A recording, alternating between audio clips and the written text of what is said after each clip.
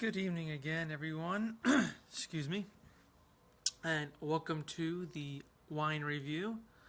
I am Ryan the Wine Guy, bringing you tonight a Liberty School Cabernet Sauvignon 2013 out of the Paso Robles, California region. It is bottled by Hope Family Wines, 13.5% alcohol by volume. This is the bottle. And they do already have a 14 out, so keep that in mind when you are looking for it. The wine is really, deep, dark in the glass, but a nice red ruby rim, but overall really deep.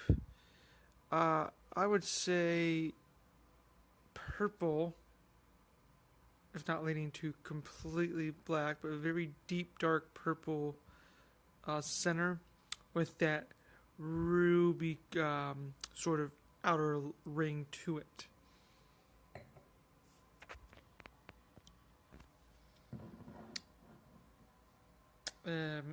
It is Austin Hope who is the proprietor, and Jason, I'm going to really kill this guy's last name, Jason Divenderfer. That's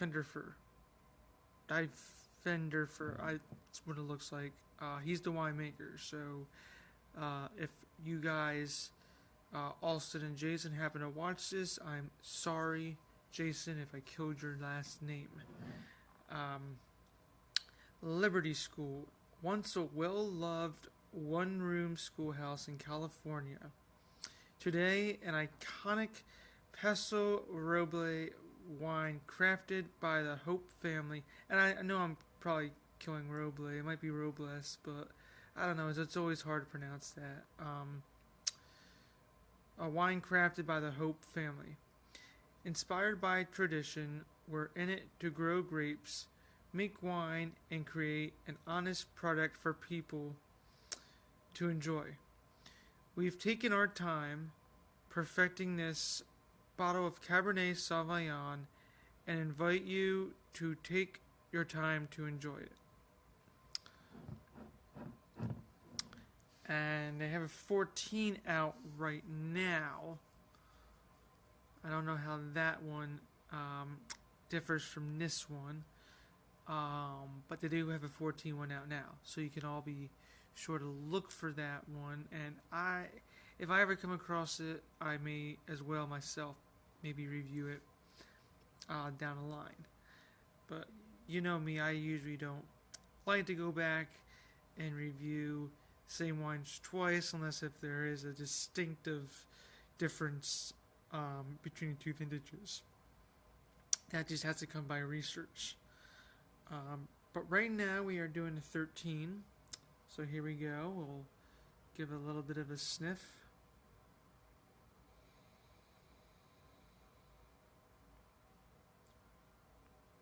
Definitely has good blackberry to it.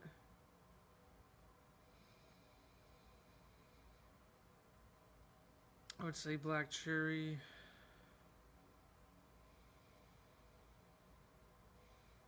Kind of like a light smokiness or a leather going on there.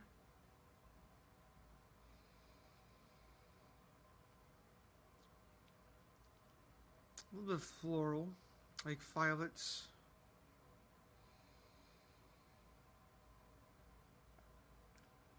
I want to say like a light spice in there, maybe pepper.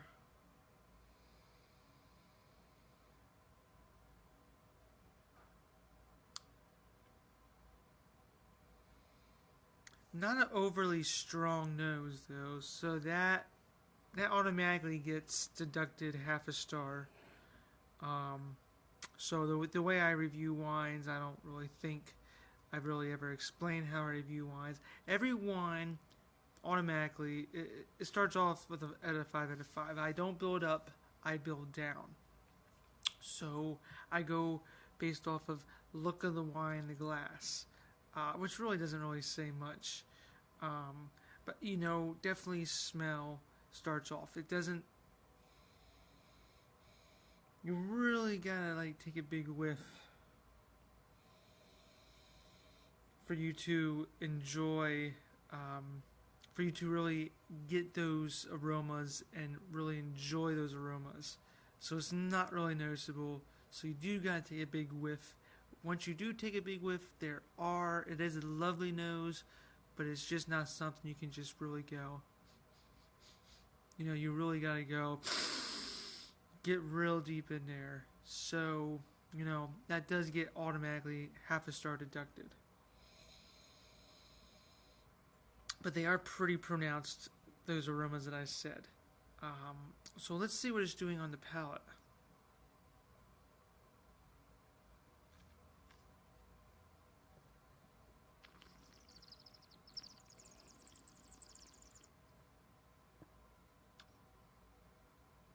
Oh, wow.